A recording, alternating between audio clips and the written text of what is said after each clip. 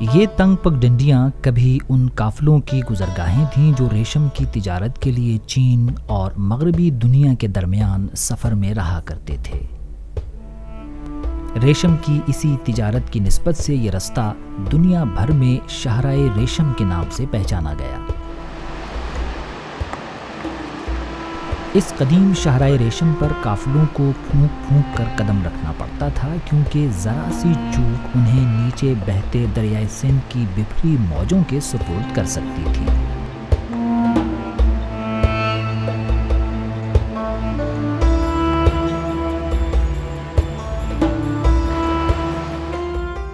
قراقرم کے ان پہاڑوں میں ایک لکیر کے شکل میں نظر آنے والا یہ تنگ راستہ مقامی زبان میں کینوکوٹو کہلاتا ہے۔ یہی راستہ قدیم شاہراہ ریشم ہے جو کہ انڈیا چین کو رومن امپائر سے ملاتا تھا، اور اسی راستے کی وجہ سے ان خطوں کے درمیان تجارت اور نظریات کے فروغ کا سلسلہ جاری رہتا تھا۔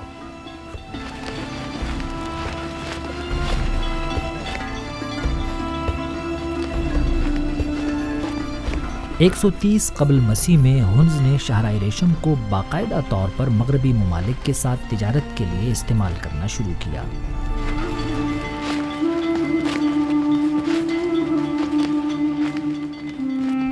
یہ دریا اور راستے کئی تہذیبوں کے عروج و زوال کے گواہ ہیں۔ قدیم عہد میں دریائے سندھ کے ساتھ ساتھ سفر کرنے والے قافلوں اور ضلع دیامیر کے لوگوں کی نشانیاں ہمیں ان راک کارونگز کی شکل میں ملتی ہیں۔ یہ راک کارونگز ہمیں ان کی مذہبی اور تہذیبی رجحانات سے روشناس کراتی ہیں۔ دیامیر میں زیادہ تر راک کارونگز بدھسٹ ٹائم پیریڈ کی ہیں۔ ماہرین کے مطابق اس علاقے میں پروان چڑھنے والی بدھسٹ سویلائزیشن دریائے سندھ اور سلک روٹ کے ساتھ ساتھ سفر کرتے ہوئے چائنا اور جاپان تک جا پہنچی۔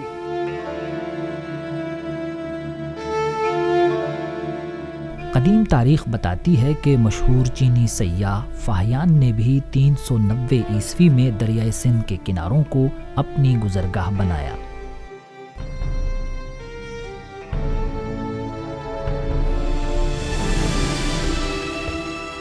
دریائے سندھ اب ضلع دیامیر میں سفر کر رہا ہے، اور ہم شاہراہ قراقرم پر آگے بڑھتے ہوئے قدیم شاہراہ ریشم کی تاریخ میں محو سفر ہیں۔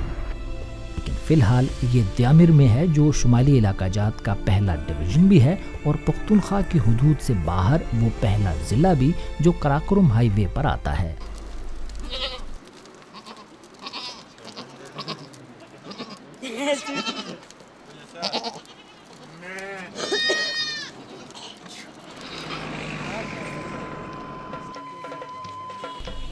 یہ چلاس ہے، ضلع دیامیر کا صدر مقام۔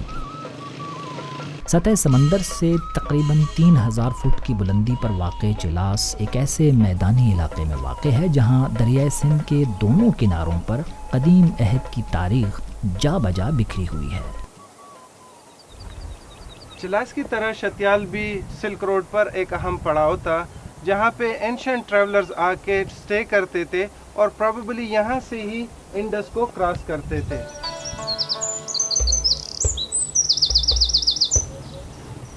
یہاں پر آنے والے ٹریولرز نے اپنے نشانات ان پتھروں پہ انسکرپشنز اور آئیکانوگرافی کے شکل میں چھوڑے ہیں۔ یہاں پہ آپ دیکھ سکتے ہیں کہ ایک بدھسٹ نے بدھا کے امیج کو یہاں پہ کارو کیا ہوا ہے۔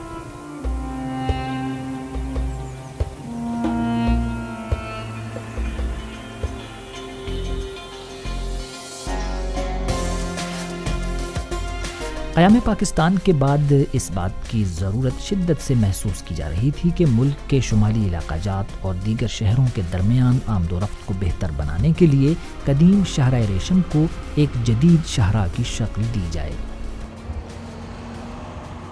1966 میں اس عظیم شاہراہ کی تعمیر کے سلسلے میں پاکستان اور چین کے درمیان ایک تاریخی معاہدہ ہوا، جس کے تحت اس شاہراہ کی تعمیر کا کام فرنٹیئر ورکس آرگنائزیشن کے حوالے کر دیا گیا۔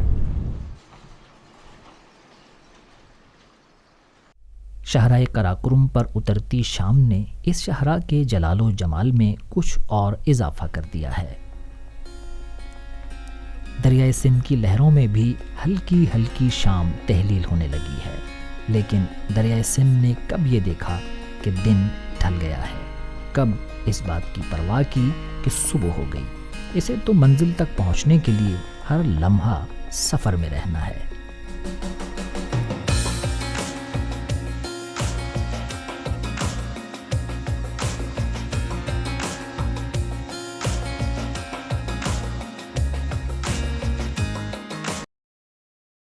شاہراہ ریشم کے ماضی کے ساتھ ساتھ ہمیں دریائے سندھ کے حال پر بھی نظر رکھنی ہے، جو اب مستقبل کے اس ڈیم کی طرف بڑھ رہا ہے جسے دیامر بھاشا ڈیم کہا جاتا ہے۔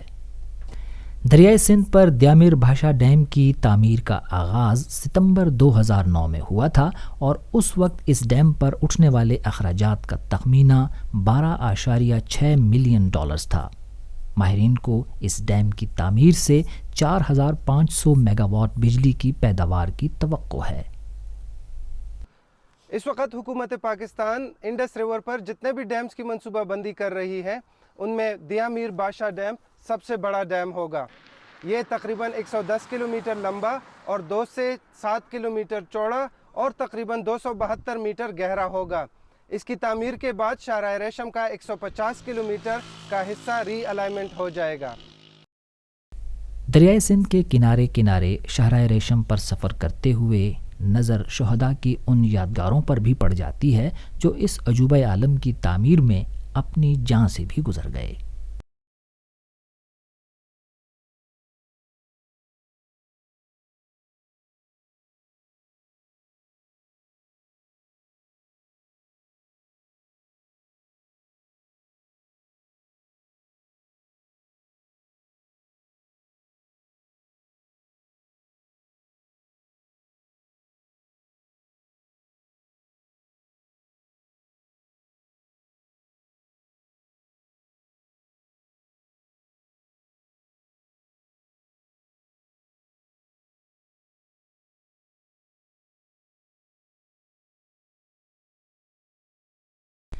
شاہراہ قراقرم اور دریائے سندھ کے کناروں پر بسنے والی آبادیوں کو ایک دوسرے سے منسلک کرنے کے لیے شاہراہ قراقرم پر 24 بڑے اور 70 چھوٹے پل بنائے گئے ہیں، جن کی بدولت یہاں زندگی پہلے سے زیادہ آسان اور محفوظ ہو گئی ہے۔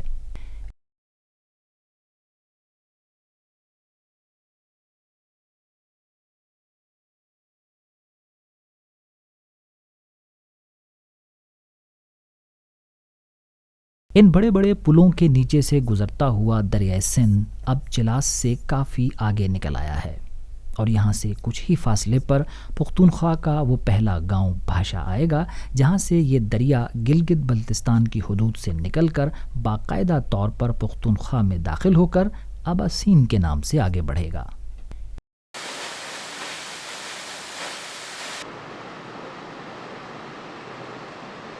نام کے بدلنے سے دریائے سندھ کی کشش میں کمی تھوڑی ہی ہوئی ہے۔ دیکھیے، کہیں سے آبشاروں کا پانی اس کی طرف لپکتا آ رہا ہے تو کہیں ندی نالے دوڑے چلے آ رہے ہیں۔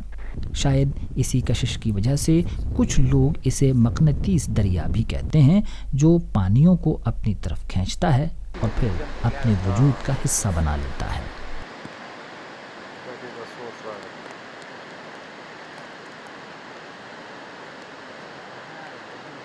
مشہور مورخ ہیروڈوٹس کا کہنا تھا کہ دریائے سندھ کے کنارے ان پہاڑوں میں سونے کے بڑے بڑے ذخائر موجود ہیں۔ بعد میں لوگوں کے اپنے مشاہدے میں بھی یہ بات آ گئی کہ دریا کے ساتھ آنے والی ان پہاڑوں کی ریت اور مٹی میں واقعی سونے کے ذرات موجود ہیں۔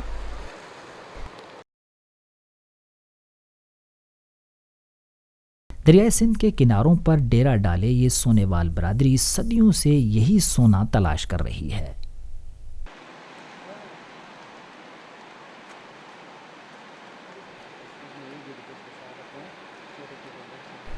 دریائے سندھ کے شمالی علاقوں میں دریا کی ریت سے سونا نکالنے کا کام صدیوں سے جاری ہے۔ دریا کی ریت سے سونے کے ذرات کو الگ کرنا ایک صبر آزما کام ہے۔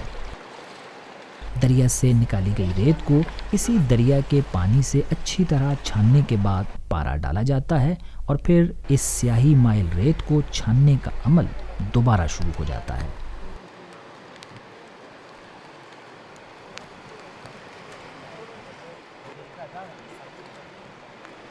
جیسے جیسے ریت کی مقدار گھٹتی جاتی ہے سونے کے ذرات ملنے کی امید بڑھنے لگتی ہے۔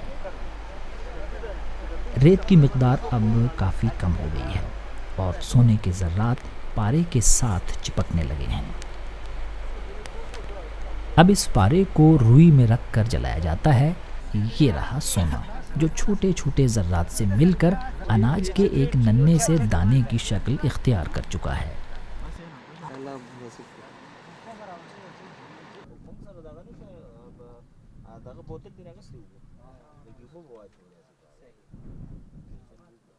گرمیوں میں گلیشیئرز پگھلنے کی وجہ سے چونکہ دریائے سندھ میں پانی کی مقدار بڑھ جاتی ہے، اس لیے سونے کی تلاش بھی عارضی طور پر رک جاتی ہے، لیکن جو ہی دریا کا پانی اترتا ہے یہ لوگ پھر سے دریا کے کناروں پر ڈیرے ڈال لیتے ہیں۔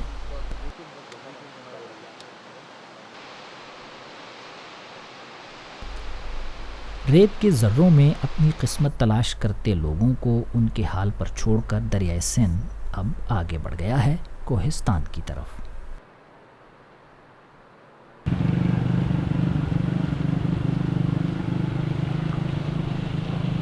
اس وقت ہم انڈس کوہستان کے خوبصورت قصبے پٹن میں موجود ہیں۔ اس علاقے کے بارے میں آرکیولوجیکل اینڈ ہسٹوریکل انفارمیشن بہت کم ہے، لیکن آج سے کچھ عرصہ پہلے یہاں کی ایک لوکل خاتون جو اپنی بھیڑ بکریوں کو چراگاہ پہ لے گئی تھی، اس کو ایک 16 کلو گرام سونے کا ہار ملا تھا۔ یہ ہار آرکیالوجسٹ کے نزدیک سیتو پارتھین ایج سے تعلق رکھتا ہے، جو آج سے تقریباً 2200 سال پہلے اس علاقے اور اس کے نزدیکی علاقوں پہ حکومت کرتے تھے۔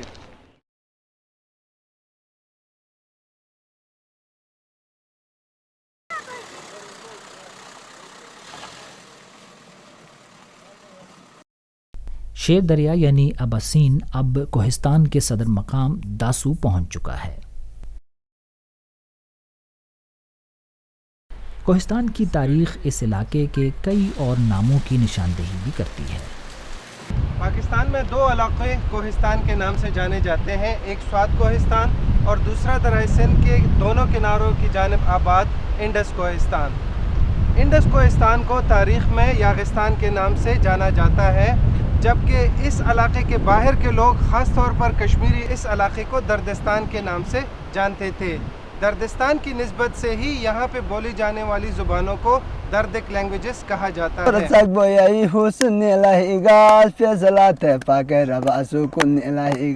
کوہستان میں اگرچہ زیادہ تر کوہستانی زبان بولی جاتی ہے، تاہم یہاں شینا بھی عام بول چال کی زبان ہے۔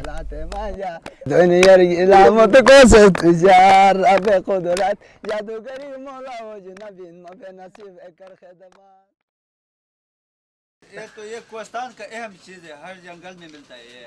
کوہستان کے پہاڑوں میں پیدا ہونے والی یہ جڑی بوٹیاں دواؤں اور کھانوں میں استعمال ہوتی ہیں۔ ان کی قیمت 18,000 روپے فی کلو تک ہوتی ہے۔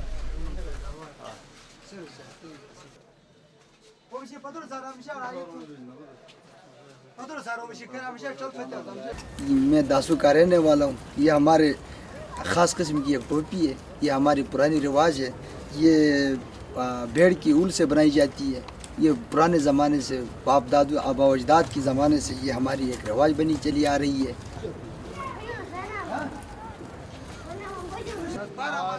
یہ ساگ کی ایک قسم ہے جسے شاڑی کہا جاتا ہے۔ چھوٹے چھوٹے بچے یہ ساگ اکٹھا کر کے داسو کے بازار میں فروخت کرنے آ جاتے ہیں۔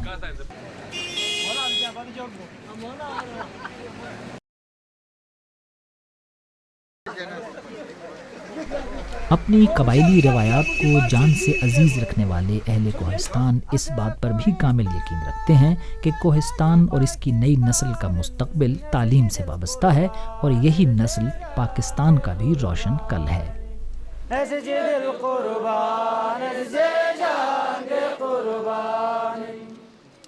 نہ تو نسبت سے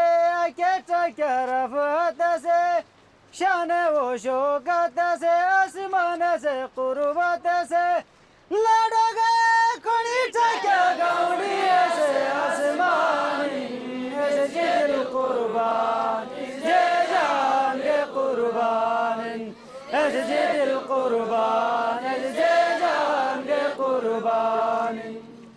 کوہستان کی ترقی کے لیے بھی شاہراہ قراقرم بڑی اہمیت رکھتی ہے، کیونکہ اسی شاہراہ نے پسماندہ علاقوں اور ترقی یافتہ شہروں کے درمیان ایک مضبوط ربط قائم کر دیا ہے۔ اب شہروں میں قائم صنعتوں کا فائدہ اس شاہراہ سے ہوتا ہوا کوہستان اور کوہستان سے آگے دور افتادہ علاقوں تک بھی پہنچتا ہے، اور یہی شاہراہ ان علاقوں کے لوگوں کو ان شہروں کی طرف لے کر جاتی ہے جہاں بڑے بڑے ہسپتال ہیں، تعلیمی ادارے ہیں اور ترقی کے نئے امکانات ہیں۔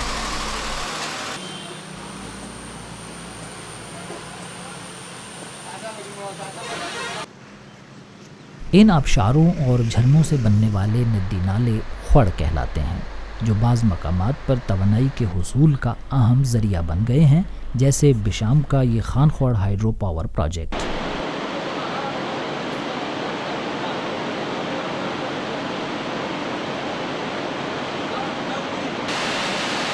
ہماری خان خوڑ کی جو اینول جنریشن ہے وہ ہے 306 million kilowatt hour per year, اور ابھی تک اس نے سینس کمیشننگ ان نومبر 2010 اس نے ابھی تک 1046 سے زیادہ جو نا بجلی پیدا کی ہے، ملین یونٹس، 1046 ملین یونٹ سے زیادہ بجلی پیدا کی ہے۔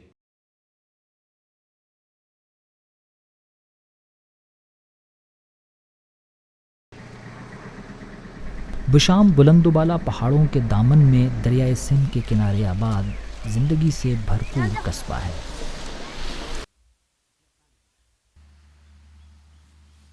یہاں سب دریائے سندھ کو اباسین کے نام سے پکارتے ہیں، یعنی دریاؤں کا باپ۔ دریائے سندھ اب آہستہ آہستہ میدانی علاقوں کی طرف اترے گا۔ نئے لوگ، زندگی کے نئے انداز اور نئے موسم اس کا استقبال کریں گے۔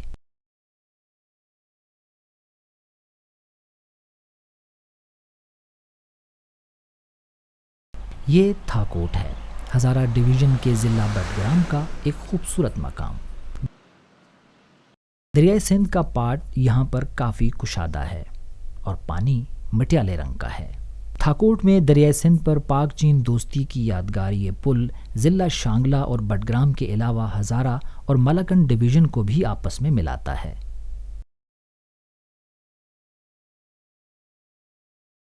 1978 میں قراقرم ہائی وے کی تعمیر کا باقاعدہ اختتام بھی تھاکوٹ میں ہی ہوا تھا۔ گویا دریائے سندھ اور شاہراہ قراقرم کے کناروں پر آباد آخری شہر بھی یہی تھاکوٹ ہے، جہاں سے دریائے سندھ اور شاہراہ قراقرم نے طویل سفر کی خوشگوار یادوں کو اپنے دامن میں سمیٹے دو اچھے دوستوں کی طرح ایک دوسرے سے جدا ہو جانا ہے۔ تھاکوٹ میں یہ وہ جگہ ہے جہاں شاہراہ قراقرم اور دریائے سندھ آخری مصافحہ کرتے ہیں۔ لیجئے، شاہراہ قراقرم تو وہ گئی مانسہرہ اور ایبٹ آباد کی طرف، اور شیر دریا بڑھ رہا ہے اپنے اگلے میزبان تربیلا کی جانب۔ آپ سے ہماری آئندہ ملاقات بھی تربیلا میں ہی ہوگی، بوند بوند دریا کے اگلے ایپیسوڈ میں۔